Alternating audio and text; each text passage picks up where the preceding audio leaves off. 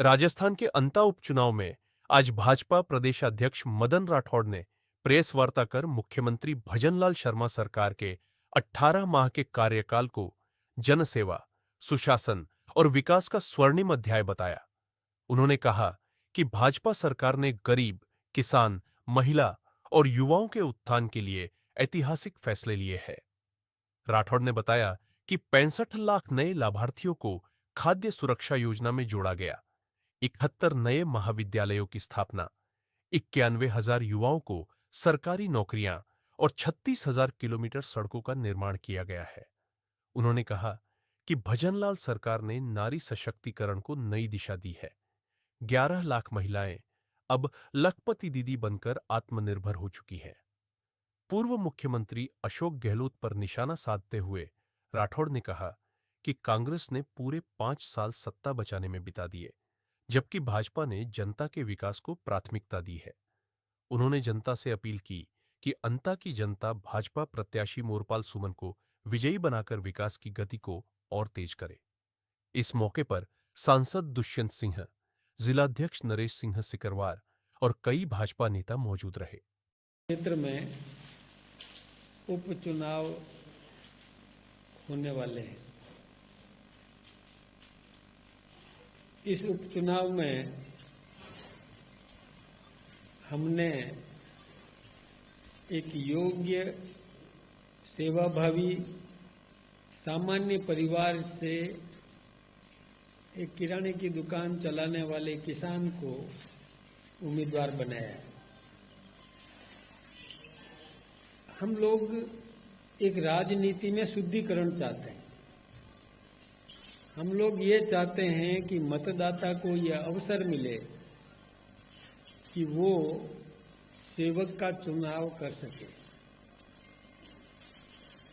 और जैसा कि हमने यह महसूस किया, मैं 2 दिन से इसी इलाके में घूम रहा हूँ और मुझे ये पूरी जो क्षेत्र में घूमने से जानकारी मिली कि हमारे उम्मीदवार को अपार जन समर्थन मिल रहा है। ये हमारे लिए बहुत खुशी की बात है और मैं अंता विधानसभा क्षेत्र के समस्त मतदाताओं का, एक जागरूक मतदाताओं का बहुत बहुत अभिनंदन भी करना चाहूँगा। हम 2 मुद्दों पर चुनाव लड़ रहे हैं। एक तो विकास हमारा मुख्य मुद्दा है और दूसरा राजनीति में शुचिता, एक शुद्धिकरण, ये 2 मुद्दे हैं हमारे। तो पहला मामला जो है हमारे उम्मीदवार का चयन, इसमें हम बहुत आगे बढ़ गए। हमारा उम्मीदवार स्वच्छ छवि का, निष्कलंक ऐसा उम्मीदवार है और वो सेवा की भावना से राजनीति में रहते हुए और इतने प्रधान भी रहे और भी कई क्षेत्रों में काम करते करते और आज एक जन सेवक की छवि वो बना सके। सामने जो उम्मीदवार है उसके बारे में ज़्यादा बताने की ज़रूरत नहीं है कि कितने उनके खिलाफ में मुकदमे हैं। जब वो मंत्री रहे राजस्थान के अंदर तो उनके साथी मंत्री सम्माननीय भरत सिंह जी कुंदनपुर ने बहुत खुल्लम खुल्ला विधानसभा में भी बोला, विधानसभा के बाहर भी बोला। आज वो इस दुनिया में नहीं है, लेकिन वो ऊपर से उनकी अंतरात्मा भी ये सोचती होगी कि मेरी पार्टी ने क्या कर दिया।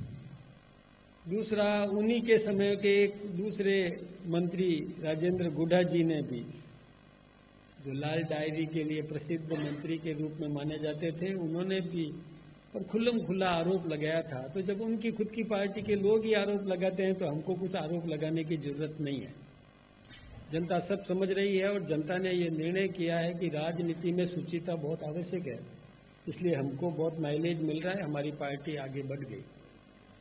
दूसरा, हम विकास का जो हमारा मुद्दा है, चाहे केंद्र को ले लें तो केंद्र में भारत की प्रतिष्ठा बढ़ाने में हमारे देश के प्रधानमंत्री नरेंद्र भाई मोदी जी के नेतृत्व में जो सरकार बनी है वो दुनिया में एक बहुत शक्तिशाली नेतृत्व के रूप में और उभर करके आया है। दुनिया के 40 से अधिक देशों ने अपने देश का सर्वोच्च सम्मान हमारे देश के प्रधानमंत्री नरेंद्र मोदी जी को दिया। ये हमारे लिए गौरव की बात है। इस देश के आम नागरिक का जीवन स्तर ऊंचा उठाने के लिए उन्होंने जो योजनाएं दी, अंतिम छोर के व्यक्ति को किस प्रकार से समृद्ध किया जा सकता है, इस दिशा में जो योजनाएं दी, आम आदमी को मकान दिलाना, बिजली की उपलब्धता सुनिश्चित करना, पेयजल और पानी की व्यवस्था को करवाना, रोजगार देना, इंडस्ट्रियलाइजेशन करना और आत्मनिर्भर भारत बनाना, come in India make in India की तर्ज पर हिंदुस्तान के अप्रवासी बंधुओं को हिंदुस्तान में बुलाकर उद्योग लगाकर प्रॉस्पेरिटी हिंदुस्तान में बढ़ाने की दिशा में जो उन्होंने काम किया वो अनुकरणीय है। चाहे स्वच्छता से लेकर शौचालय से लेकर और जो कुछ भी उन्होंने किया वो जनता देख रही है। जनता भी मान रही है कि भारत का भक्त, भारत का सेवक, आम नागरिक को किस प्रकार से मजबूत करने की सेवा की भावना किसके मन में है वो देख रही है।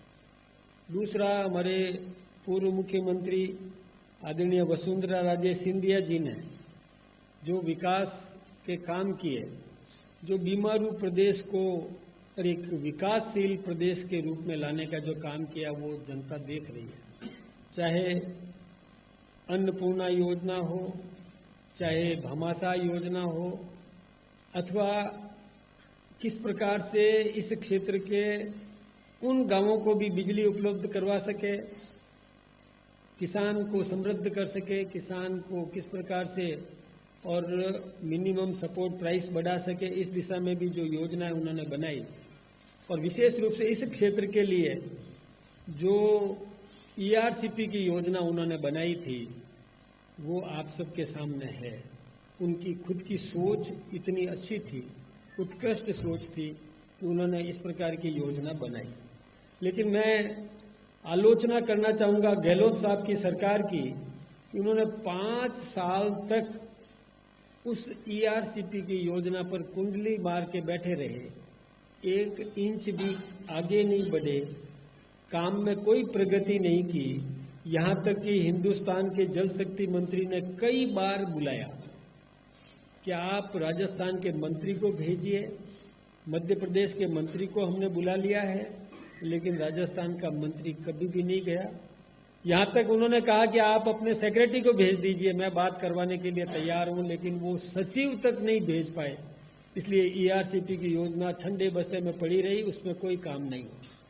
लेकिन ज्यों ही राजस्थान में श्रद्धेय भजनलाल जी मुख्यमंत्री बने, फिर से भारतीय जनता पार्टी की सरकार बनी, तो भजनलाल जी ने सबसे पहला काम ये किया कि मध्य प्रदेश के मुख्यमंत्री के साथ बैठ करके और MOU किया।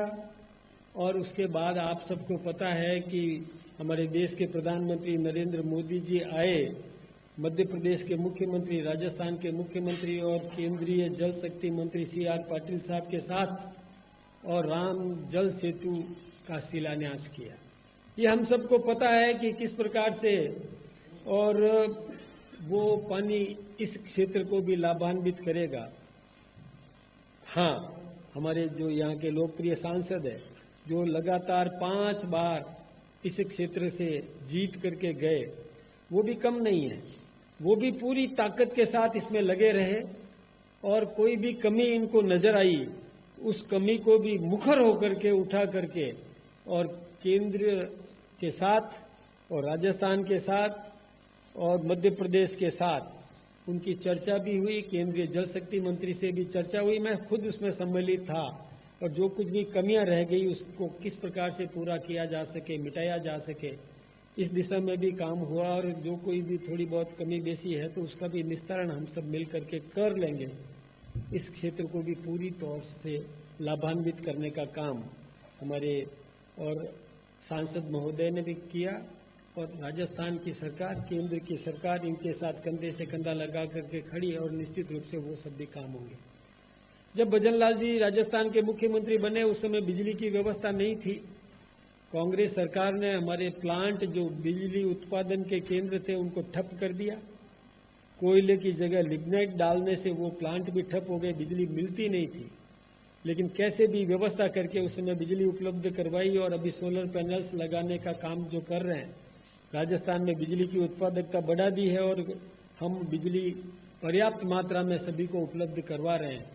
और कुछ समय बाद में आप देखेंगे कि हम बिजली में सरप्लस हो जाएंगे, क्योंकि सोलर पैनल्स है, सोलर और पवन ऊर्जा है, और इसके अलावा भी जो हमारे प्लांट्स है वो सारे प्लांट्स बिजली पैदा करेंगे, तो बिजली में आत्मनिर्भर बनेंगे। भजन लाल जी ने यह भी प्रयास किया कि कम इन राजस्थान, मेक इन राजस्थान की तर्ज पर प्रवासियों को आमंत्रित किया और राइजिंग राजस्थान को लेकर के और 35 लाख करोड़ के एमओयू किए, और कुछ उद्योग तो मैदान में आ गए, जो काम कर रहे हैं, धरातल पर काम कर रहे हैं, प्रोडक्शन में आ गए।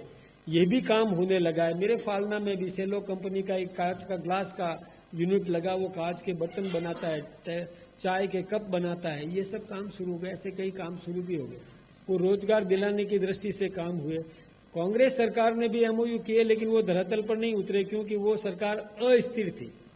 और ये सारा मीडिया भी जानता है, पूरा हिंदुस्तान, राजस्थान भी जानता है कि कांग्रेस के गहलोत साहब ने अपने ही उप मुख्यमंत्री को नकारा, निकम्मा कह दिया, और वो अपने अपने समर्थकों को लेकर के, कभी गहलोत साहब अपने समर्थकों को लेकर के होटल में बैठे रहे, कभी सचिन पायलट जी जो उन्हीं की पार्टी के उप मुख्यमंत्री थे, वो अपने समर्थक विधायकों को लेकर के होटलों में बैठे रहे। 5 साल तक राज करने का कोई अवसर नहीं मिला उनको। एक कुर्सी बचाने के चक्कर में लगा रहा, दूसरा कुर्सी को छीनने के चक्कर में लगा रहा, इसलिए वो कोई भी विकास के काम कर नहीं पाए। जो भजन लाल जी ने सरकार में आते ही सबसे पहले ये जो काम किया, उस समय जो एमओयू है कांग्रेस के राज में, तो वो उद्यमी समझता है कि ये सरकार ही अस्थिर है और अपने गाढ़े पसीने का पैसा इस अस्थिर सरकार के नेतृत्व में लगा दूंगा तो वो सारा पैसा डूब जाएगा।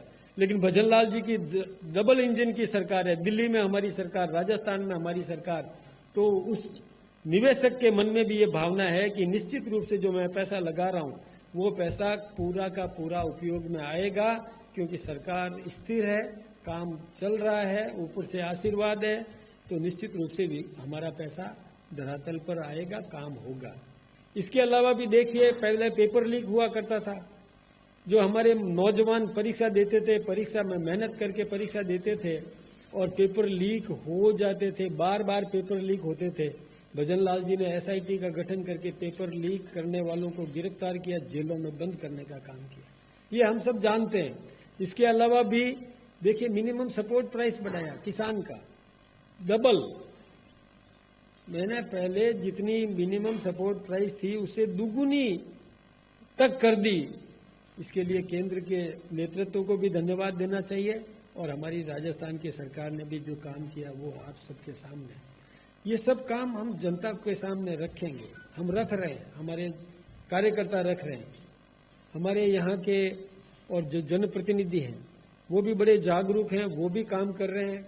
सभी मिलकर के एक मुखी होकर के हम राजस्थान के विकास के लिए कटिबद्ध हैं। आप सबको पता है कि केंद्र सरकार किसान सम्मान निधि दे रही है 6,000 रुपया प्रति वर्ष, उसमें 3,000 रुपया जोड़ने का काम भी राजस्थान की भजन लाल जी की सरकार ने किया। 9,000 रुपया किसान सम्मान निधि के रूप में हम दे रहे हैं। यही नहीं, सड़कों का सुदृढ़ीकरण करना, रेलों का विस्तारीकरण करना, इलेक्ट्रिफिकेशन करना ट्रेनों का, ये सब काम हमारी केंद्र की सरकार ने किया। राजस्थान की सरकार कंधे से कंधा लगाकर उस काम में भी लगी हुई है, विकास के काम कर रहे हैं। हमने भ्रष्टाचार को बिल्कुल मुक्त, मतलब भ्रष्टाचार मुक्त शासन देने की व्यवस्था करी, भ्रष्टाचार कतई बर्दाश्त नहीं करेंगे। ये सब जनता के सामने जब हम रखेंगे कि हम शुद्ध शासन देना चाहते हैं, तो जनता हमें आशीर्वाद देगी। विकास की कई बातें हैं जो मैं अभी आप सबके सामने भी नहीं करूंगा, क्योंकि आप सब जागरूक हैं और इस क्षेत्र की जनता भी जागरूक है। तो मैं यही आज इन अभी जो उपचुनाव हो रहा है, इस उपचुनाव में, और निश्चित रूप से जनता का आशीर्वाद हमें प्राप्त है, निश्चित रूप से हम ये चुनाव जीतेंगे। हमारा संगठन एक मुखी है। हमारी पूर्व मुख्यमंत्री आदरणीय वसुंधरा राजे सिंधिया जी, हमारे माननीय सांसद दुष्यंत सिंह जी और हमारी पार्टी पूरी एकजुट होकर के, हमारे सारे विधायक भी साथ में लगकर और एक मुखी होकर के और जन सेवा के लिए समर्पित हैं। हमारे